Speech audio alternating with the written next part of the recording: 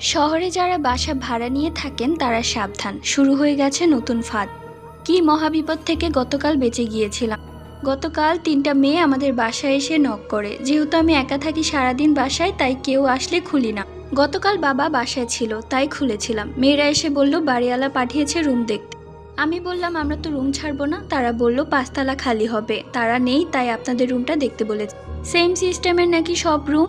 আমি বললাম আমাদের তো টাইলস করা না, আর 5 তলা তো টাইলস করার। বলে সমস্যা নেই, দেখলেই হবে। তারপর 3টা মেয়ে আমাকে কথার ধান্দায় ফেলে দেয়। একের পর এক প্রশ্ন করেছে, আমাকে কিছু বলার সুযোগই দিচ্ছেন।